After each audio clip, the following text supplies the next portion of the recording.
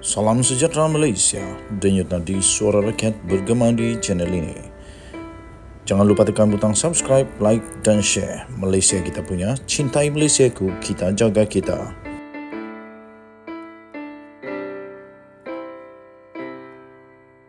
Salam sejahtera Malaysia, denyut nadi suara rakyat bergema di channel ini. Sebelum saya mulakan, saya ingin mohon bantuan daripada anda untuk tekanlah butang subscribe, like dan share. Sebelum itu saya ingin memberikan satu soalan yang anda perlu jawab di dalam komen.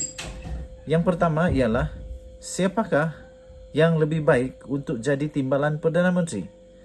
Zahid Hamidi, Hishamuddin Hussein atau Khairi Jamaluddin? Di antara ketiga-tiga mereka ini, siapakah yang paling sesuai sebenarnya untuk jadi timbalan Perdana Menteri? Artinya, ini satu artikel yang saya ingin kongsikan kepada anda. Artinya, jika kepimpinan UMNO berubah, yang bertukar hanya penyandang jawatan timbalan Perdana Menteri, bukan Perdana Menteri. Tanpa mengesahkan sama ada dirinya atau Hishamuddin Hussein yang benar-benar akan bertanding jawatan Presiden UMNO, bekas Menteri Kesihatan Khairi Jamaluddin tampil memberi komitmen sokongannya yang berterusan kepada Anwar Ibrahim selaku Perdana Menteri yang memimpin kerajaan perpaduan. Katanya, jika beliau atau sekutunya menang sebagai Presiden UMNO nanti, mereka akan tetap memberi sokongan kepada Anwar. Saya nak tanya saja, adakah ini, bolehkah kita simpulkan ini satu pembayang bahawa mungkinkah Khairi Jamaluddin akan dilantik sebagai seorang yang penting di dalam kabinet Malaysia? Tidak mustahil. Kerana kita bagi contoh saja. Menteri MITI sekarang, iaitu Tengku Zafrul, dia tak menang pun parlimen. Dia tak menang dalam pilihan raya. Tapi dia tetap dilantik sebagai menteri. Menteri MITI. Sekarang, dengan pendedahan terbaru ini, pengakuan terbuka, pengumuman terbuka daripada Khairi Jamaluddin ini, adakah ini membayangkan bahawa Khairi Jamaluddin akan buat comeback yang luar biasa dan dilantik sebagai menteri kabinet? Katanya, jika beliau dan sekutunya menang sebagai Presiden UMNO, mereka akan tetap memberi sokongan pada Anwar. Soalan dia senang. Siapa yang bakal lawan Zahid? Khairi atau KJ berkata beliau tidak menyokong kaedah pintu belakang untuk perubahan dalam pentadbiran kerajaan. Sambil menambah, dirinya bahkan mahu kerajaan Anwar terus kekal dan stabil. Inikah pembayang itu? Mungkinkah? Mungkin.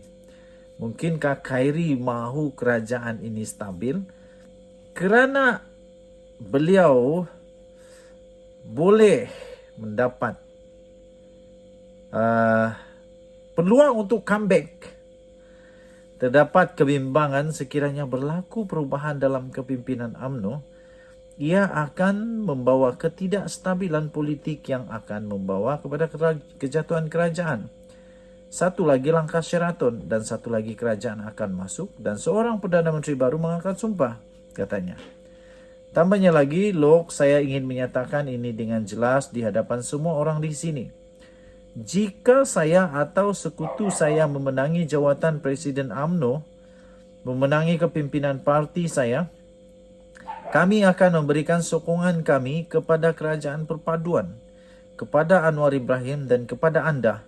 Katanya ketika beliau berucap pada Forum Anjuran Institute ISEAS Yusof Ishak, Singapura, yang turut dihadiri oleh Menteri Pengangkutan Merangkap Setiausaha Agung DAP Anthony Loh.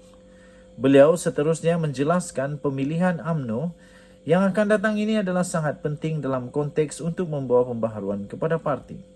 Katanya ia akan menentukan sama ada UMNO akan kekal relevan atau bersemadi, tambahnya lagi.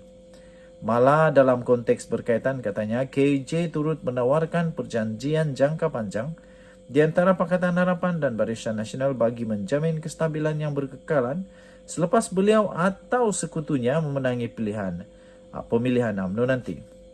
Tegas beliau, perjanjian persefahaman yang ditandatangani antara kedua-dua pihak dalam kerajaan perpaduan sebelum ini yang turut melibatkan GPS, GRS dan warisan adalah perjanjian jangka pendek yang lebih memfokus kepada pembaharuan.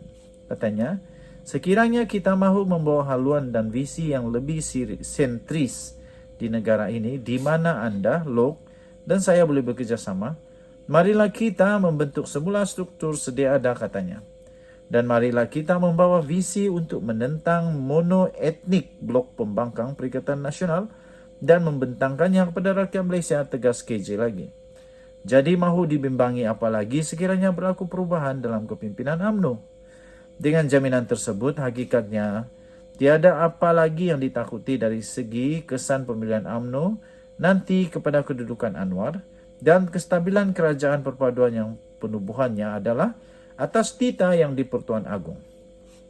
Pemilihan UMNO tidak lebih hanya merupakan satu proses parti itu yang dibenarkan oleh perlembagaan untuk menentukan nasib masa depan sendiri. Bagi ahli UMNO yang prihatin dengan kemerosotan prestasi kemenangan cuma 26 kerusi parlimen pada PRU 15 lalu berbanding 54 kerusi pada PRU 14 dan 88 kerusi pada PRU 12, keperluan berubah jika tidak mahu terus rubah adalah prinsip yang tidak dapat dielakkan lagi. Takut-takut kalau tidak ada perubahan, kerusi UMNO hanya tinggal 16 atau mungkin 6 saja lagi selepas PRU 16 nanti. Namun dengan jaminan KJ itu, siapapun yang memimpin UMNO selepas pemilihan nanti, sokongan kepada kerajaan perpaduan Anwar selaku Perdana Menteri tetap akan berkekalan. Artinya, selain kerajaan perpaduan ini akan terus kekal, kedudukan Anwar juga sama sekali tidak terjejas. Yang barangkali perlu berubah selepas berubahnya kepimpinan UMNO hanyalah dari segi pengisian baru bagi jawatan timbalan Perdana Menteri. Oleh kerjasama yang terikat untuk membentuk kerajaan adalah PH dan BN, maka Presiden UMNO dan pengerusi BN yang baru sudah semestinya perlu dilantik memegang jawatan nombor 2 dalam kerajaan bagi menggantikan penyandang yang lama. Kesimpulannya, berubahnya kepimpinan UMNO itu hanya menyebabkan bertukar penyandang jawatan timbalan Perdana Menteri sahaja. Manakala Anwar Ibrahim sebagai Perdana Menteri bersama kerajaan perpaduan yang dipimpinnya sekarang akan terus kekal menerajui negara ini. Dengan itu, kenapa tidak kita sama-sama meraihkan demokrasi pertandingan dalam UMNO dengan hati dan kepala yang dingin? Ditulis oleh Sabudin Husin 11 Januari 2023. Kita jumpa lagi. Bye-bye.